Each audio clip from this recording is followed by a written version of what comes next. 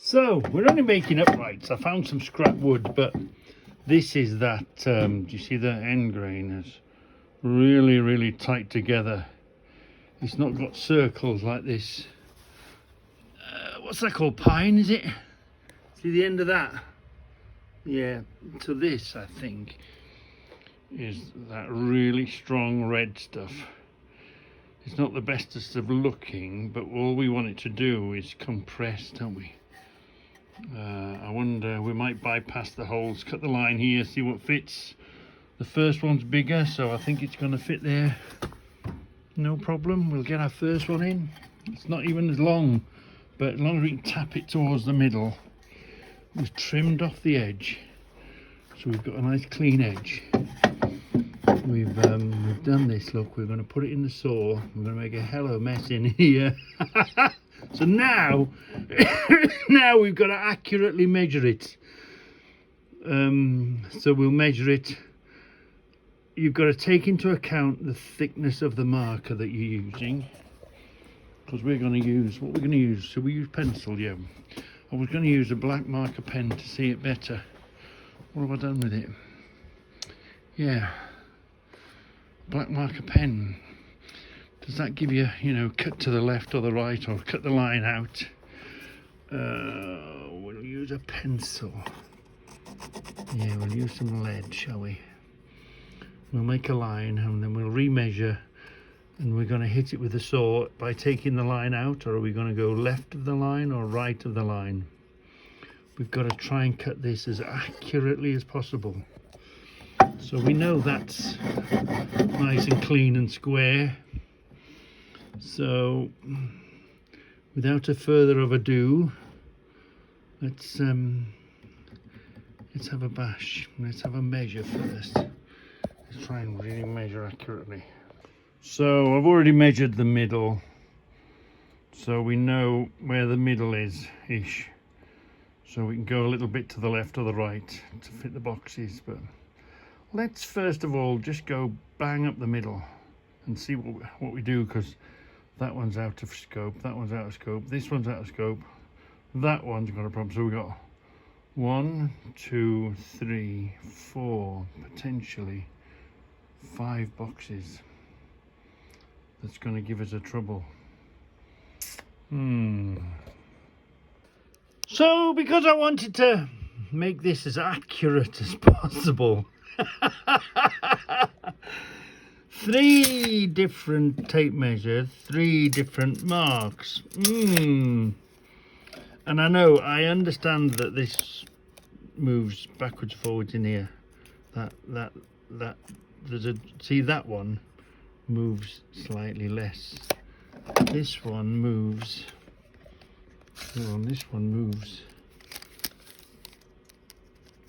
quite a bit more. That moves quite a bit more.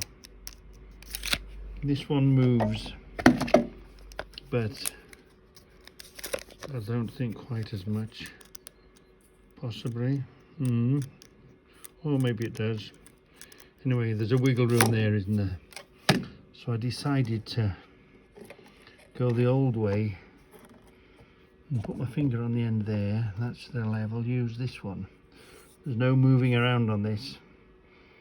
So we need to cut that line. We need to use this line and we need to cut that line out. Yeah.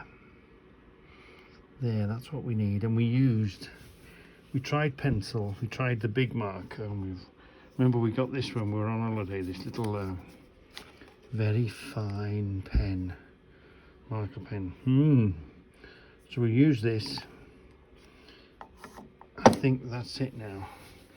The next thing is, are we going to cut on the line? Are we going to cut over the line? Where are we going to cut? Where are we going to land the saw to be able to do the cut? So once you've started, you're there then, aren't you? Let's try that now then. So we've drawn our line. We can bring the saw down, and we know it's going to cut. It's going to cut the line out. We want to just be above that line. Just be above that line, so we can tap it in. There we are. We're going to be this side of the line with the cut. Yeah, that's where we want it to be. Well, not bad, look. We cut it just above the line. We could either cut the line out, take it out and together. We wanted to be just above that line, didn't we? So here we go. Moment of truth. Is it gonna fit? Let's have a look. Let's have a look. Oh, yeah.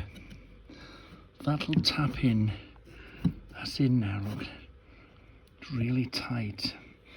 So the next one, that's gone in. That's gone in. Yeah, but that's gone in a little bit too short, hasn't it? It's not a problem. We'll just bear that in mind. So that, you know, that will settle on there now. So once the weight begins to come on it. So not bad. I'm quite happy with the cut. Quite happy with the cut. I'm just gonna make the other one a bit tighter in, so maybe we should have cut on the line then. But it's no big deal. That's just fine there, because as we go up we can either stretch it a little bit or shrink it a little bit, whatever suits our purpose, whatever the one in front did. So that was just that little bit too slack for me. Near enough though, near enough. We can correct that now. Make this one a little bit fatter. Wow, this board is 11 inches. Yeah, that board's just over 11 inches, that baseboard. This is only 5 inches, but it's fine, that's fine, because 11 inches is there. So if you bring it in 3 inches, it's in the middle. It's gonna be just fine. It's gonna do what we want it to do. It's just gonna try, because the board won't bend that way. It'll just bend in the middle, won't it? So this will be just fine, just enough to create that connection down to solid concrete floor. So we know that's got to go 3 inches in. So it's going to be just fine. Just a pillar, you know, that's all it is a pillar to transfer the weight down. So let's do another one here. Get rid of that box. So now we've created our line. Let me just show you something. Instantly, when you're using the big pen and you're trying to get really close on the line, when you create a line with the big pen, look, the moment you touch it, it's all of a sudden it's a big fat line, and that's way too much out, isn't it? Not accurate enough. So let's do the same thing with this narrow one. Do the same thing with this narrow one next to it. Ah, that's better, isn't it? More accurate.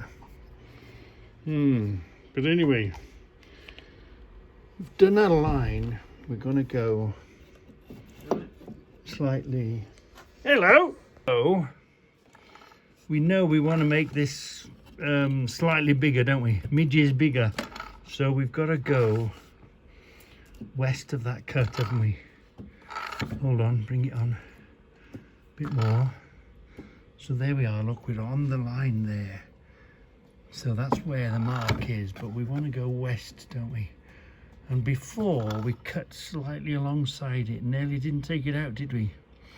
So what we're going to do, because we want this one to stuff into the one above and create pressure. So we're going to go west of this one. It's always, at least we can cut some off. You can't add to it, can you? It's a pain in the bum to add to it. So we are going to give it the benefit of the doubt and come a little west. And west, east? Yeah, west. So we're going to come west, and if needs be, we can hammer it in a bit more, or we can cut a bit off, but you can never add to it, can you? So Robert's with me today. Woohoo! So what I did, oh yeah, okay, pull that just up a touch, Rob. Okay, I'm being too much noise. Hold on, I've got my other All right. I'm being a bit cheap. I'm using this bit of wood, but the pressure is downwards on it, so it's going to do the same job. Use a bit of scrap of wood. We've just bolted it together, and that'll do just fine. Yeah, Rob. Let's. There we are. That's going to fit lovely. It's going to do what we want it to do perfectly. Just persuade it in. Get the persuader. And now we know we've got pressure. So because this is tight, we know the pressure is going to transfer onto that now, don't we? So and we've got this one that's fitted, so we just got to do this one now. We're just going to come. There's the line, there's the size. The size is that very edge of the line, the edge of the mark there. So we're going to cut it in half, because if we cut it away, that'll be down a bit. So we're going to just keep this side, take half of the line out. Let's try that. So this is plus midges, so this is going to make pressure for us slightly. Yeah, go on, give it loads. That's it. So it just fits nicely. They're going in just nicely. Yeah, so we don't damage the end of that, we just use a bit of sacrificial wood.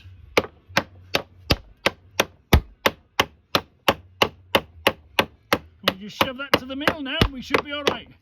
I tell you what though, see that, Rob, there's a lot of weight in it, you don't realise how much movement. Give that a wibble, or wobble, look. Wobble. Yeah. See, there's still, yeah, definitely needed. We should have done this when we built it. We wouldn't have had any of this problem. But yeah, you can definitely feel the weight in it. So we're all right. We've got one there, 3 inches in. This one in, 3 inches in, and we'll knock these all in 3 inches in now, and we'll work our way to the top. So, problem fixed. So now we've got a direct connection all the way to the bottom. Okay, it's been a bit of an inconvenience because all the boxes aren't going to fit. I chose that wood because it was stronger wood. Did you want to bring it to the front? Does it matter? Does it look nicer without them in the front? Does that give us an option to put something in and across here maybe?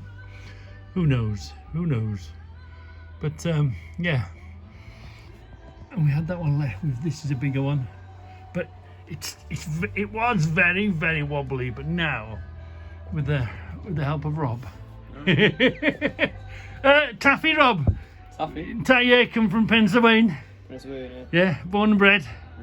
Yeah, because we've got Sean. He's from Wrexham. Nice. So Sean will be saying, "Hello, Rob." Hi, Sean. Yeah. So anyway, now I didn't really realise there was that much movement in it. Give it a bit of stick, Rob. Where's your wood again? No, your big one. Where's your big long piece? Oh yeah. We would just sort of demonstrate how much movement there is in the whole lot. Just wiggle it, see? That wiggles and the next one wiggles and the next one wiggles, but you can I'll show you how to hold on. Let me go and get me a little tapping hammer that they use on trucks. So what we're going to do now, you've seen them on trucks doing testing. We're listening for the tension. Listen, we'll listen for a difference in the sensors. Quite tight. It's a bit looser. Hear the tension, hear the noise. That's really, there's pressure on that one. Yeah, and as we come down, we'll be able to, wow, can you hear the tension on that? The whole weight is coming down and through it. You can, you feel that now? So that's why they use a little tapping hammer, even smaller than this, just to, well, that one's loose, but it will all settle into place now. We'll all just, you see, because the weight is on this one, it hasn't quite transferred through yet, so that's a little slightly less, but this one, we deliberately made this a bit bigger to take, there was a slight bow in this, So we made it bigger to get in there. And look, can you hear the tension in it? Yeah, so a little tapping hammer just to make sure everything's well and connected. And this will now settle. But it's got nowhere to go because it goes directly from the wood to the concrete floor. So that's cured it. And we've just got the inconvenience of trying to make all the boxes fit. But, you know, part of the fun, isn't it? Part of the fun. So, do you remember me mentioning to you that I had one of these somewhere? I got it, cleaned it up. And it was a rat, wasn't it? A ratchet, a rat, look. A rat and a what's that say? C-H-E-T-E? Ratchet, look. Sort of sounds French, doesn't it? I mean, the embellishment on it makes you think that, wow, this is old. But you don't really know, do you? You don't really know. Well, part of the enjoyment and part of the thing is getting the book, yeah? And you remember this book came in? This book came in. And remember, this is from Birmingham. The 1910 book, isn't it? And isn't this the very same thing? Look. A rat spanner. Is that the beginning of ratchets? This is the invention of ratchets. And ratchet, look. Let's have a look. Slightly differently marked. But look. Ratchet patent. So this almost looks earlier because of the slightly different. This is the rat. It's the very same thing, isn't it? It's the very same thing. So now you would have thought maybe the 50s, maybe the 60s. Would have you really thought this came from 1910 or at least 1910? So, you know, when you see one of these, now you know not to pass it by, because now you know we've chased it all the way back in the book of Engineer Supply Book of 1910. Wow, it's just, information is fantastic. And that would have been maybe sitting in some tools. You know, if you don't know, and Grandad's sheds tipped it out or whatever, and you just think, you and I, we're a bit of tool collectors, we might have looked at it and thought, it's got some age on it. But exactly how much age on it? Amazing, absolutely is amazing. That's why you need to do your research and see your books. It brings the hobby of vintage tool collecting up to another level, doesn't it?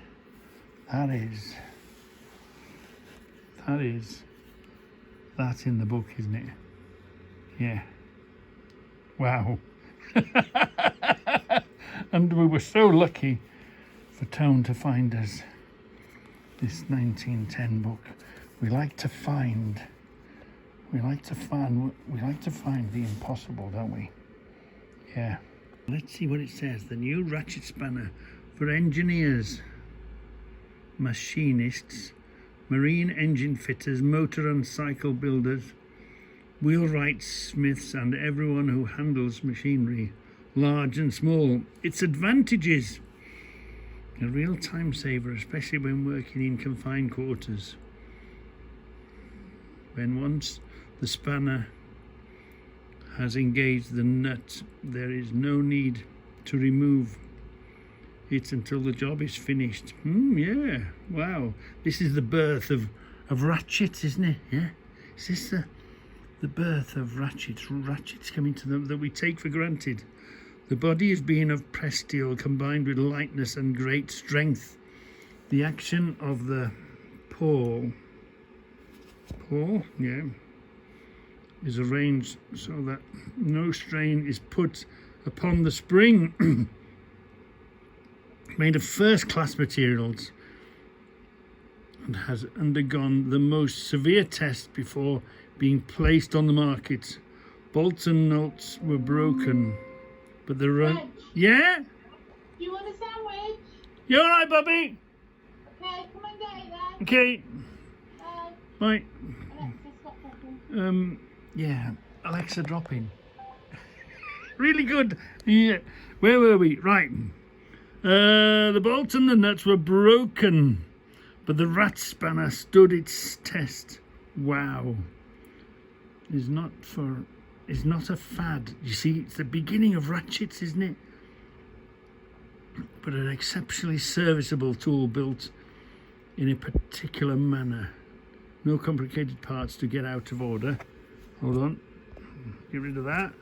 Get rid of that again. Hold on. Where were we? Yeah.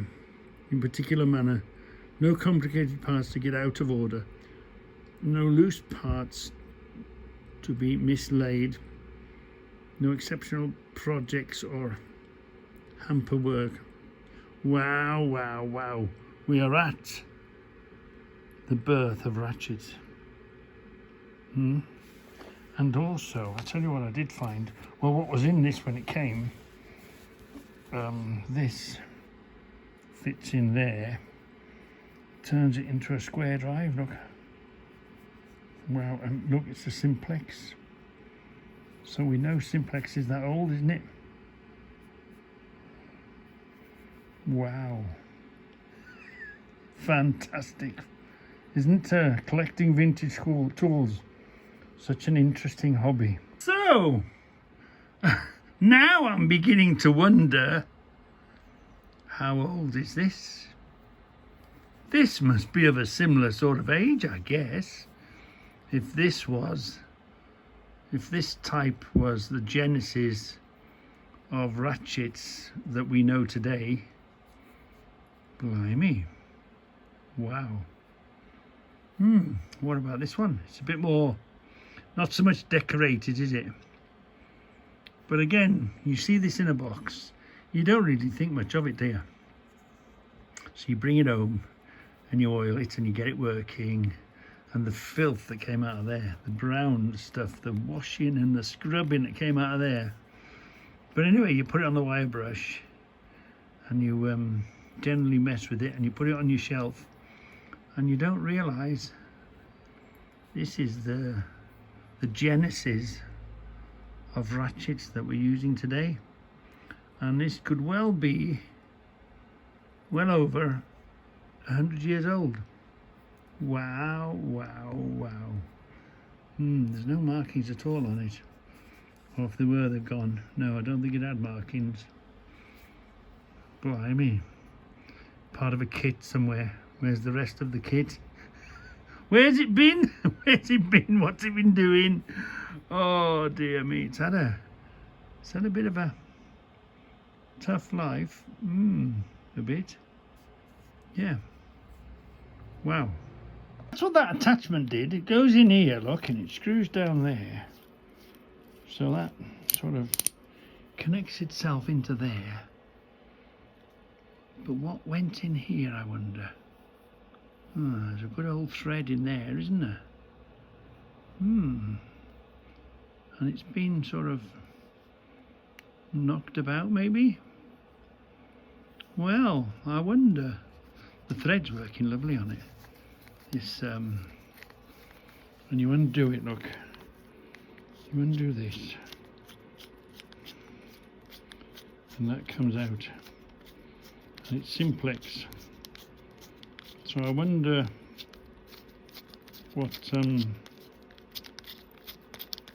part of an attachment or whatever this was. Quite interesting. But they go together well. So yeah, it's fascinating. It's, the more you find, the more you learn, the more you search, the more you get into your hobby of collecting vintage tools. Anyway, let's get back to the shelves. Let's get back to the shelves. So these shelves are a bit more beefier, And as you can see, look, they're bolted through rather than just screwed in, so you can't pull the screws out. And it's a bit of a stronger bracket, and again bolted in, so these should be able to take the weight of the bigger boxes, because these are the only bigger, longer shelves that I've got. So the big boxes are going to have to come here. So we have finally managed to put everything away in its shelf. It was a bit of a, it's not as pretty as I'd like it to be. I always like these.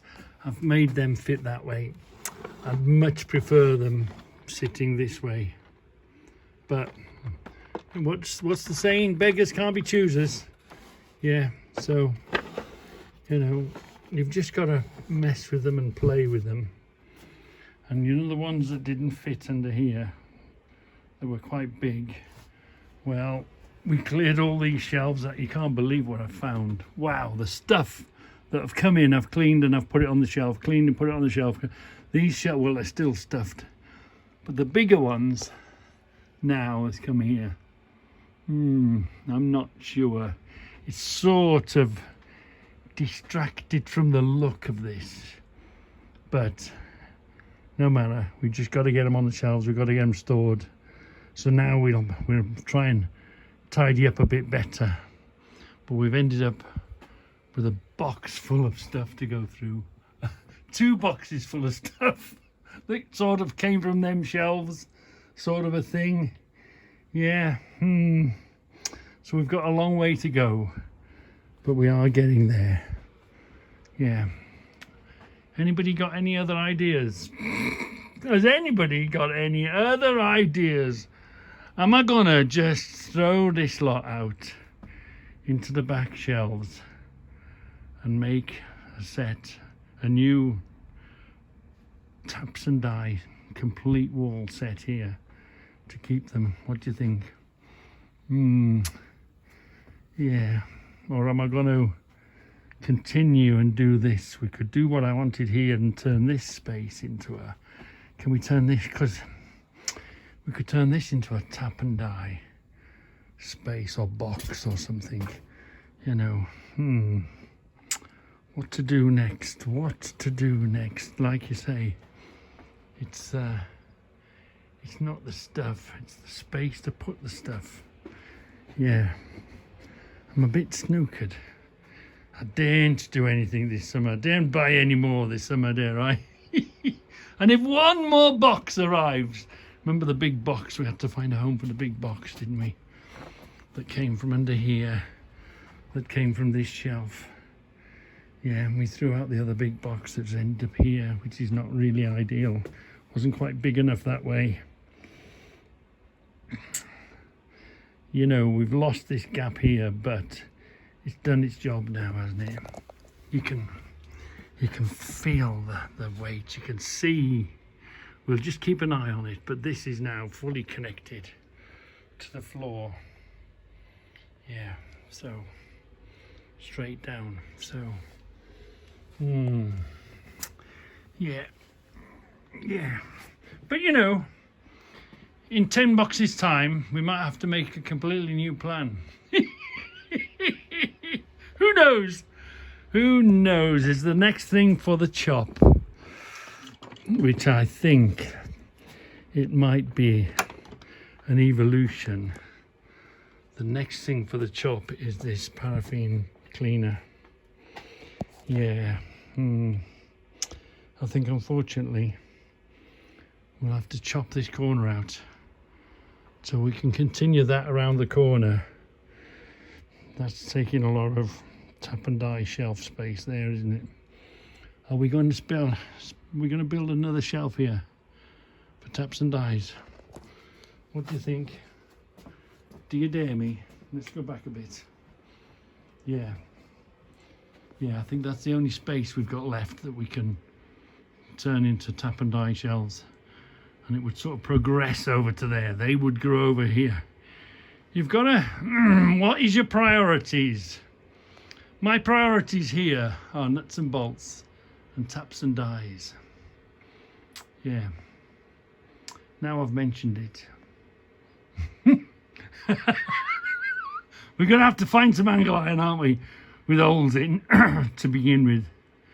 But yeah, I think it makes sense that we get rid of that and put some taps and die shells. I think it's hold on. I think it's gonna have to happen. Yeah, it's gonna have to happen, isn't it? But let's take a break and let's try and tidy up first and see what we can do. I've made an executive decision. We already know roughly where this is going to go. We've just got to make a set of legs for it. So we're going to move this, the sandblaster and the parts washer to the rear garage, you know, as we come around the corner. Yeah, so we've got a shelf and then we've got the cupboards. Then we've got another set of shelves. And then we'll have the sandblaster and the parts washer further along that wall coming around the corner. Yeah. And our ultrasonic cleaner can go up there as well. Yeah. So, yeah. Next, now our next priority is get rid of these and put a new set of shelves up there. I can't wait. I can't wait. You got 12. No, I'm definitely not recording you. I'm just two. practicing. Okay. 1, 2, 3, 4, 5, 6. I do 7, not consent 8, to being 9, 10, recorded. 11, Anything 12, that's 13, recorded 14, is violation of my 15, privacy. You've been watching PJ Audits too much, haven't you? Or Charlie Charlie Beach. He's very funny about anything, you know. You can't put any pictures on Facebook of him. Oh my god. We're here now. What's it called? Box swap? Bollen. Huh? Hold on, you got to admit, I did get you right on the nose, didn't I? When you were looking. At least I punched the ball. It was a bit sneaky. Ah. This is just too easy, you see. Move it around and make it harder. You got to bounce it off your knee and your leg and stuff. Do you reckon I could? Get it right. This is Robert, my nephew, come to visit, and we swapping Christmas presents.